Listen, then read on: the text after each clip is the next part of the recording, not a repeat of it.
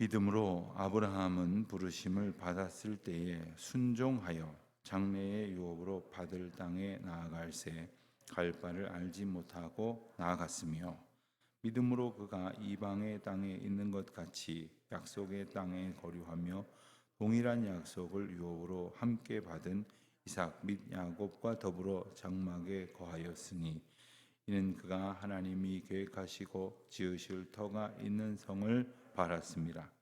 믿음으로 사라 자신도 나이가 많아 단산하였으나 잉태할 수 있는 믿음으로 이는 약속하신 이를 미쁘신 줄 알았음이라. 이러므로 죽은 자와 같은 한 사람으로 말미암아 하늘의 허다한 별과 또 해변의 무수한 모래와 같이 많은 후손이 생육하였느니라. 이 사람들은 다 믿음을 따라 죽었으며 약속을 받지 못하였으되 그것들을 멀리서 보고 환영하며 또 땅에서는 외국인과 나그네임을 증언하였으니, 그들이 이같이 말하는 것은 자기들이 본향 찾는 자임을 나타냅니다.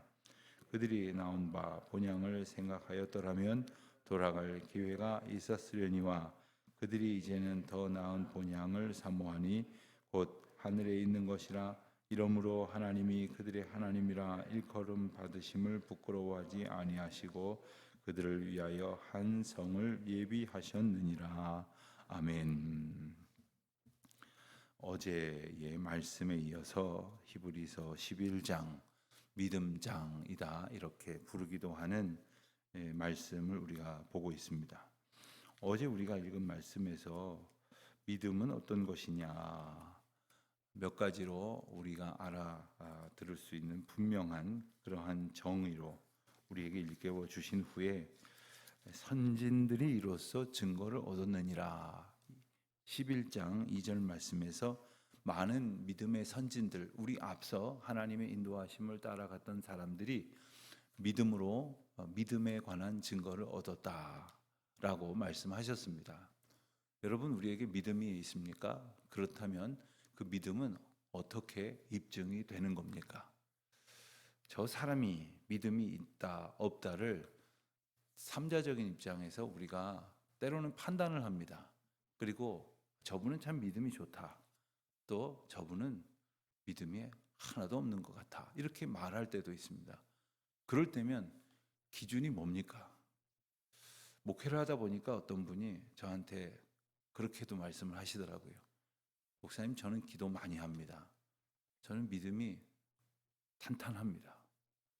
그래서 제가 어떻게 저런 말을 저렇게 용기 있게 하실 수 있을까? 나도 저런 용기가 있으면 좋겠다. 왜냐하면 이 믿음이라는 것은 정말 하나님 앞에서 하나님이 아니고서는 그 누구도 판단할 수가 없는 겁니다. 자, 그렇다면 믿음은 모른다 이렇게 덮고 넘어가야 되는 것이냐? 오늘 말씀을 통하여, 우리가 어제와 오늘 말씀을 통하여 믿음이 믿음이라고 입증되는 것이 과연 어떠한 삶의 모습으로 살아가는 것인가? 선진들이 보여준, 선진들을 통해서 하나님이 보여주신 그 몇 가지 이 증거를 통해서 우리가 깨달아 갈 수 있게 된다 하는 겁니다. 사실 믿음은 우리가 증명할 수 있는 것이 결코 아닙니다.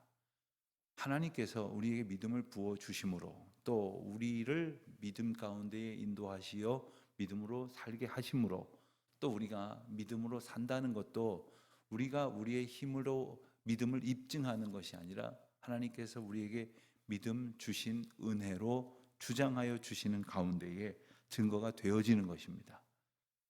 그러므로 이 여러 인물들을 통하여 우리는 하나님이 믿음에 관해서 우리에게 믿음이 무엇인지를, 믿음으로 산다는 것이 어떤 것인지를 일깨워 주신다는 것을 우리는 기억을 하면서 이 11장에 나오는 여러 인물들을 보아야 할 것이겠습니다.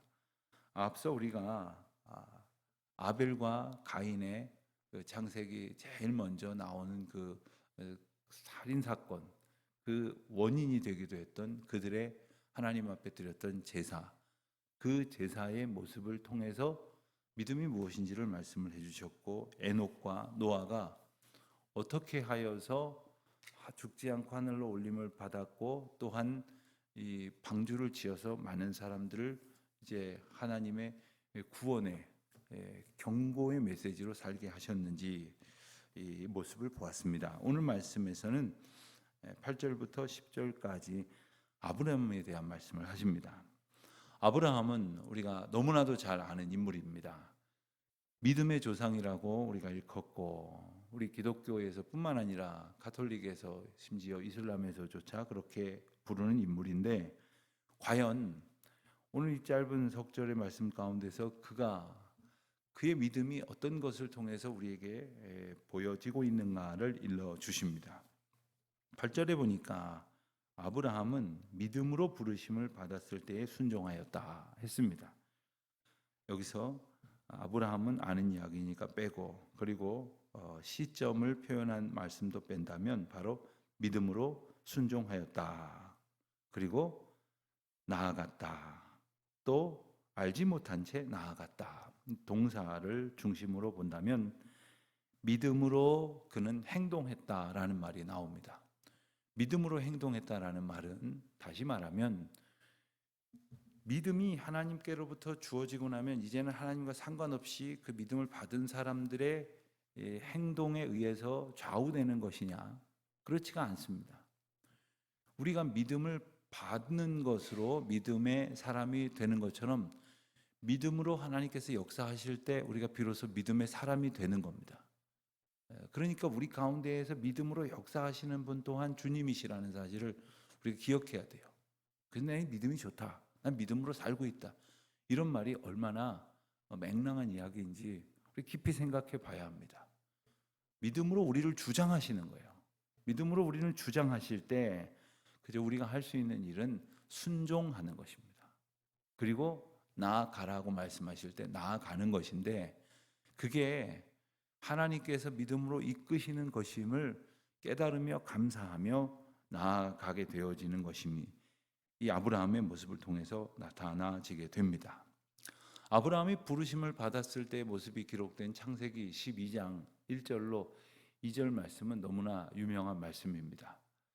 여호와께서 아브라함에게 이르시되 너는 너의 고향과 친척과 아버지의 집을 떠나 내가 네게 보여줄 땅으로 가라. 보여줄 땅으로 가라. 보여준 땅으로가 아니라 보여줄 땅으로 가라. 내가 너로 큰 민족을 이루고 내게 복을 주어 내 이름을 창대하게 하리니 너는 복이 될지라.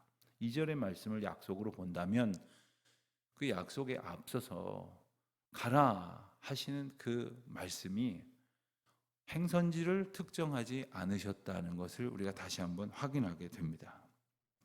이 떠나라 하는 명령을 우리는 어떻게 이해할 수 있느냐? 사실 와라 하는 것보다 가라 하는 말이 어떻게 보면 더 좀 불안하게 느껴지지 않습니까? 자, 이리로 와라 하는 거하고 나하고 같이 있으시던 주님께서 이제 저리 가라. 우리 주님께서 마치 지금은 나와 함께 계신데 저리 가라 하는 말 속에 우리가 오해하기 쉬운 것은, 그곳에 마치 주님이 안 계시면 어떡하나, 혹은 내가 주님이 붙드시고 인도하시는 대로 가는 것이 아니라 잘못 엉뚱한 데로 가서 헤매는 것이면 어떻게 하는가. 주님께서 이제 지시할 땅, 그리고 알려줄 땅, 일러줄 땅으로 가라 하시는 말씀은 그 과정 가운데서 계속 우리와 함께 하시고 계속 하나님의 인도하심을 일러주시겠다는 말씀이죠. 그것을 아멘으로 받아들이고 가는 겁니다. 그것을 따라서 나아가는 겁니다. 그런데 그가 이제 알지 못하는 미지의 세계로 오직 믿음을 가지고 나아갔다는 것과 함께 9절에서 보면 그가 이방의 땅에 있는 것 같이 약속의 땅에 거류했다 했습니다. 자, 이제 하나님께서 아브라함에게 약속하신 땅으로 한참의 시간이 지나서 아브라함은 정착하여 살게 되었습니다. 그런데 그가 이방의 땅에 있는 것 같이 거류했다. 이 말은 무슨 말입니까? 지금 약속의 땅, 풍요로운 땅, 모든 것이 부족함이 없는 땅에 살고 있지만 여기가 내 것이고 내 땅이고, 그래서 나는 이제 아무 불편함이 없고 불안이 없고 이런 의미로, 이런 생각으로 살아간 것이 아니라 언제나 여긴 내 땅이 아니고 내 나라가 아니고, 그리고 내게 속한 것이 아니라 마치 이방 사람이 남의 땅에 와 있는 것처럼 그러한 자세를 가지고 살아갔다는 거예요. 여러분, 이 의미를 좀 우리가 잘 이해하기가 어려울 것 같은데, 이것은 다시 말하면 이 지금 살아가고 있는 것은 땅과 어떤 시간과 이 모든 주권이 내게 아니라는 것을 늘 고백하며 살았다는 뜻입니다. 그러니까 삶에 있어서 우리는 불안하면 나를 못 믿습니다. 그래서 불안한 거죠. 그런데 하나님을 의지하면서 그 불안을 떨쳐 이겨내야 할 인생들이 하나님을 의지하다가 주님께서 주신 어느 만큼의 평안과 안정을 이제 내가 차지하고 내가 쌓고 내가 유지할 수 있는 것이라고 생각을 하니까 이게 내 거라고 생각을 하는 겁니다. 내가 이만큼 쌓아 올렸고 돈도 벌어놨고 그리고 지위와 명예와 권세도 획득했다. 그러니 이제는 이만하면 내가 이만큼 이루었다. 이런 생각을 가지고 살아간다는 거죠. 이게 내 거라는 거예요. 내 나라라는 겁니다. 우리는 하나님의 나라의 백성으로 살아간다고 말하는데 그것은 이 다음에 죽은 뒤에 있어질 일만을 얘기하는 것이 아니라 오늘 우리가 전적인 하나님의 인도하심과 다스리심 가운데 살아갈 때 비로소 하나님 나라의 백성으로 사는 것이 됩니다. 근데 하나님 나라 백성이 아니라 내 나라 백성, 내가 생각하는 내 것으로 모든 것이 되어질 거라는 마음으로 살지 않았다는 거예요. 그리고 9절 하반절에 덧붙이는 것처럼 동일한 약속을 유업으로 함께 받은 이삭 및 야곱과 더불어 장막에 거하였다. 이 말씀은 아브라함에게 주신 그 약속, 그 믿음, 그리고 그 믿음으로 인한 인도하심이 바로 이삭과 야곱에게도 그대로 전해졌다라는 뜻이 됩니다. 약속 신앙의 전승이라는 것은 사실 하나님께서 각 사람을 부르시고 인도하시고 또한 이 이삭과 야곱도 부르시고 인도하셨겠지만 아브라함을 통해서 부르신 부르심이 또한 그 아들과 그 자손들에게 이어졌다고 하는 것을 우리는 주목해 볼 필요가 있습니다. 마찬가지로 우리의 자녀들이 하나님을 만나게 될 것입니다. 그리고 만남으로 하나님을 의지하며 살고 있을 것이고 살게 하실 것입니다. 그러나 중요한 것은 그들의 선진된 그리고 그들의 부모된 우리를 통해서 하나님께서 우리를 인도하시고 그리고 아비이고 어미인 나를 인도하신 그 하나님의 역사하심이 증거되어야 할 부분이 있다는 거예요. 내게 믿음을 주셨다고 하는 것은 내가 믿음으로 살아갈 뿐만 아니라 나를 증거 삼아 또한 그 믿음의 길로 들어서게 하시도록 하나님께서 예비하신 이들에게 약속 신앙의 전승의 복을 주신다는 것도 우리가 함께 기억을 해야 합니다. 그래서 그들이 가진 믿음의 모습은 10절 말씀처럼 하나님이 계획하시고 그리고 지으실 터가 있는 성을 바랐습니다. 오늘 말씀에 보면 16절에도 하나님께서 그들을 위하여 한 성을 예비하셨다라는 말씀이 나옵니다. 여기서 말하는 성이라는 것은 이스라엘 백성들에게 있어서는 굉장히 상징적인 의미가 있습니다. 오늘날 우리는 아주 튼튼한 집에서 살고 있지만 이스라엘 백성들은 대대손손 유목민으로 장막에 거했습니다. 텐트 치고 살았다는 말이에요. 그들이 근데 살다 보니까 이 남의 지경, 남의 나라, 남의 도성 같은 것도 지날 때가 있고 또 전쟁을 하다 보면 남의 그 영역을 보게 될 때가 있을 때 어떤 부족들은 어떤 나라들은 튼튼한 성을 짓고 사는 나라도 있거든요. 인간적으로 보면 얼마나 부럽습니까? 여러분 한평생 텐트 치고 살다가 멋진 집 짓고 사는 그런 집이 어떻게 보이십니까? 저 어렸을 때는 이 슬레이트라고 하는 그 이렇게 물결처럼 이렇게 돼 있는 그런 것들로 지붕을 한 집들이 많았는데 언제부턴가 보니까 이제 슬라브라고 그러죠. 지붕이 평평한 집들이 그렇게 많이 생겼습니다. 제가 살던 데는 아파트는 몇 채 보이진 않았고 그런 단독주택이 많이 있었던 동네인데 슬레이트 집에서 살다가 슬라브 집을 보니까 굉장히 멋있어 보이더라고요. 옥상에 올라가서 막 뛰어놀아도 물론 뭐 다른 집도 흔들리지 않지만 튼튼해 보이는 그런 집들을 바라보면서 그것을 동경하는 마음은 사실 모든 사람들에게 있는 겁니다. 그런데 사람이 지은 집이 얼마나 튼튼하겠습니까? 하나님께서 저들을 위하여 성을 예비하셨다. 자, 그 성을 예비하게 하신 은혜를 바라볼 수 있는 믿음을 또한 주셨다는 거죠. 11절 말씀을 보면 사라가 언급이 됩니다. 사라는 11절 하반절에 보면 잉태할 수 있는 힘을 얻었으니 이는 약속하신 이를 미쁘신 줄 알았습니다. 그러니까 약속하신 이 하나님께서 믿을 만한 분이라는 사실을 사라가 알았다는 이야기예요.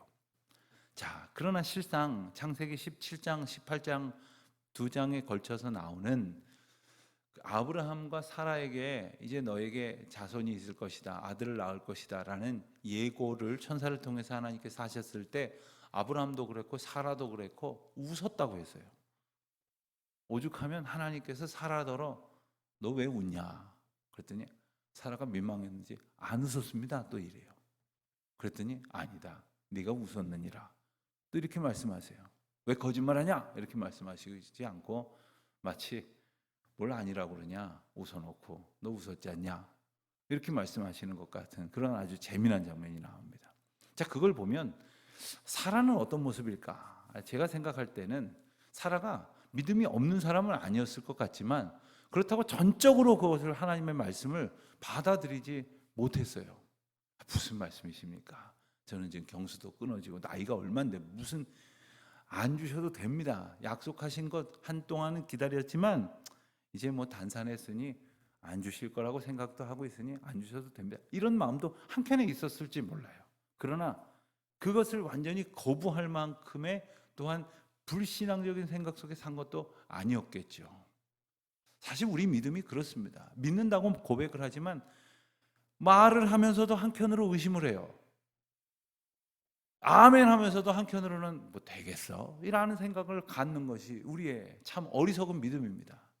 그럼에도 불구하고 하나님께서는 사라를 통해서 아브라함을 통해서 이와 같은 놀라운 약속을 주셨죠. 정확하게 말하면 저는 사라가 믿음이 조금 있었다라는 의미로 조금 설명을 드렸지만 엄밀한 의미에서 보면 믿음은 부분적으로 있다고 말할 수가 또 없는 거예요. 믿음이 있으면 있고 없으면 없는 거지. 그럼 결국 우리는 하나님의 믿음을 의지하여 살다가도 번번이 믿음이 없는 것과 다름없는 삶을 산다고 또한 설명이 될 수도 있는 것입니다. 그렇다면 온전히 하나님 말씀에 의지하여 하나님께서 믿음 없는 사라를 그저 하나님의 말씀을 듣고도 웃어버리려고 했던 사라를 붙들어서 믿음의 세계로 이끌어 들이셨어요. 그래서 사라가 가지고 있었던 믿음 때문에가 아니라 하나님께서 사라를 믿음의 세계 안으로 인도하여 주셨던 그 이유 때문에 그가 믿음의 복을 얻었다는 것을 우리는 기억해야 돼요.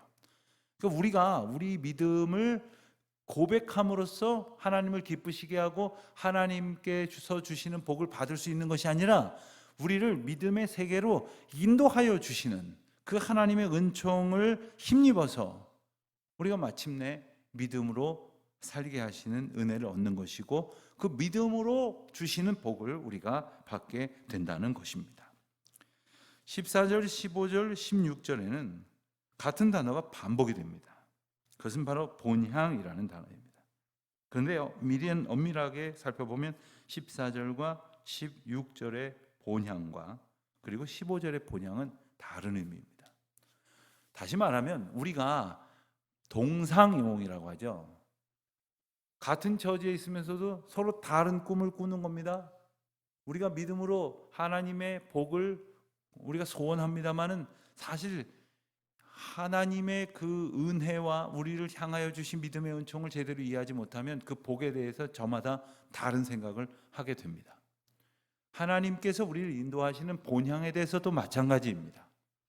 우리는 믿음을 가졌다고 그 믿음대로 고백하면서 아멘하면서 산다고 하면서 하나님이 나를 이곳으로 인도해 주셨으면 좋겠다라고 생각하는 그 곳이 다르단 말입니다. 우리는 어느 곳을 바라본다고 해서 어느 곳을 바라보는 믿음이 있다고 생각할지 모르지만 때로는 하나님이 이끄시는 곳으로 우리가 마음을 두고 그것을 바라보는 게 아니라 내가 마음을 채우려고 하는 그 욕망의 환경으로 나를 두고 그곳으로 나를 인도하여 주시기를 바란다는 거예요.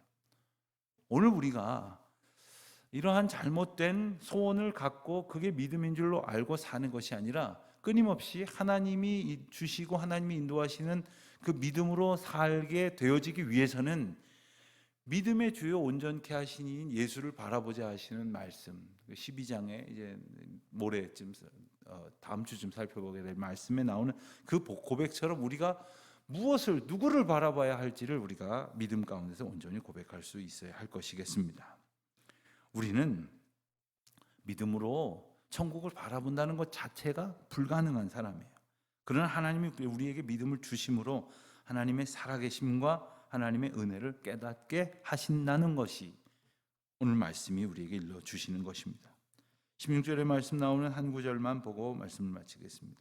16절 중반부에 보면 이러므로 하나님이 그들의 하나님이라 일컬음을 받으심을 부끄러워하지 아니하시고.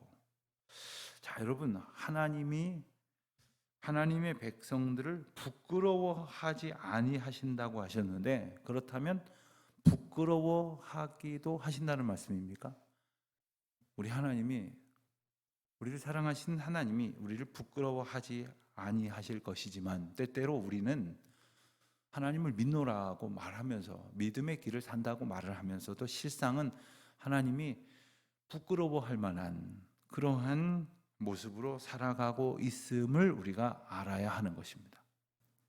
아닌데요, 나는 믿음으로 살았는데요, 난 믿음으로 기도했는데요, 난 믿음으로 순종했는데요.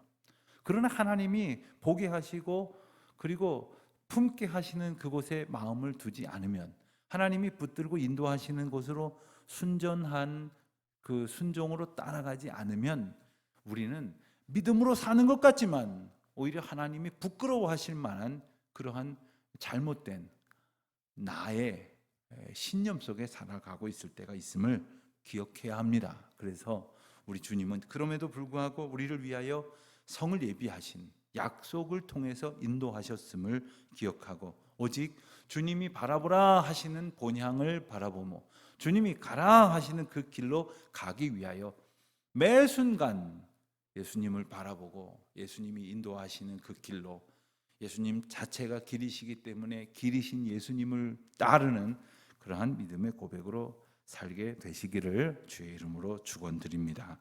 기도하겠습니다. 하나님 아버지, 주님의 인도하시는 은혜로 살고자 하오나 저희들은 믿음이 없습니다. 헛된 욕망으로 가득 차서 저희의 마음을 주님이 가득 채워 주실 수 없을 만큼 헛된 생각 속에 살 때가 있습니다. 주님, 저희를 불쌍히 여기시고 오직 하나님의 주권적인 역사하심만을 전심을 다하여 의지하고 그 인도하심을 따라 순종하기만을 소원하는 주의 자녀들 되게 하여 주시옵소서. 예수님의 이름으로 기도드립니다. 아멘.